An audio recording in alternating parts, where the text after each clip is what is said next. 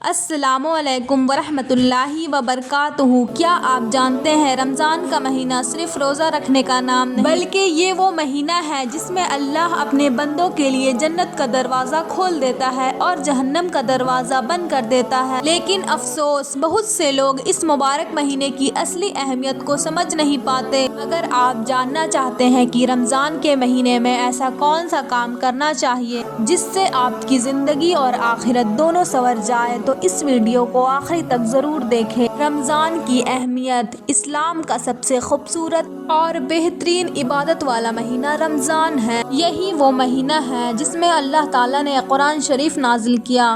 اسی مہینے میں ہر نیکی کا ثواب کئی گنا بڑھا دیا جاتا ہے اور جو انسان سچے دل سے اللہ تعالیٰ کی عبادت کرتا ہے، اللہ اس کے گناہوں کو معاف کر دیتا ہے۔ روزہ رکھنے میں سب سے ضروری کام۔ روزہ اسلام کی 5 بنیادی باتوں میں سے ایک ہے۔ روزہ ہمیں صبر اور برداشت کرنے سکھاتا ہے اور اپنے نفس پر قابو پانا سکھاتا ہے۔ روزے میں ہمیں جھوٹ، گالی، لڑائی اور برے کاموں سے دور رہنا چاہیے۔ اگر کوئی انسان روزہ رکھ کر بھی غلط کام کرتا ہے تو اس کا روزہ ادھورا مانا جاتا ہے۔ نماز کی پابندی کرنا چاہیے اور ہمیں زیادہ سے زیادہ قرآن شریف کی تلاوت کرنا چاہیے، کیونکہ رمضان کا مہینہ ہمیں قرآن اور نماز کے قریب کرتا ہے اور نماز اور قرآن ہمیں اللہ کے قریب کرتا ہے۔ اس لیے ہمیں رمضان میں عبادت کرنا چاہیے، کیونکہ رمضان عبادت کا مہینہ ہے اور ہر مسلمان کو 5 وقت کی نماز ضرور پڑھنا چاہیے،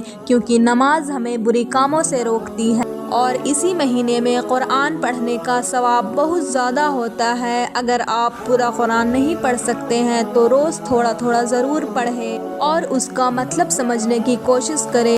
کیا آپ جانتے ہیں رمضان اللہ نے ضرورت مندوں اور غریبوں کو مدد کرنے کا ایک ذریعہ بنایا ہے؟ اس لیے ہمیں رمضان میں فطرہ اور زکوٰۃ نکالنا چاہیے اور اپنے حیثیت کے مطابق نکالیے، کیونکہ اس مہینے میں کیا گیا نیکی اللہ زیادہ سے زیادہ بڑھا کر دیتا ہے۔ اگر آپ اس مہینے کسی بھوکے کو کھانا کھلاتے ہیں تو آپ کو روزہ رکھنے جتنا ثواب ملتا ہے۔ تراویح کی نماز ہمارے ایمان کو مضبوط کرتی ہے۔ آپ کو پتہ ہونا چاہیے کہ رمضان کے مہینے میں زیادہ سے زیادہ قرآن کی تلاوت، نماز، تراویح کی نماز اور کثرت سے تسبیح پڑھنا چاہیے، جیسے پہلے، دوسرے، تیسرے عشرے کی دعا، فطرہ، زکوٰۃ اور غریبوں ضرورت مندوں کی مدد، صبر اور شکر، اللہ کا شکر ادا کرنا چاہیے اور اپنے گناہوں کی معافی مانگنا چاہیے۔ اپنے لیے، اپنے ماں باپ کے لیے اور اپنے پڑوسیوں کے لیے اور پوری امت کے لیے دعا کرنا چاہیے اور ہر حال میں اللہ کا شکر ادا کریں۔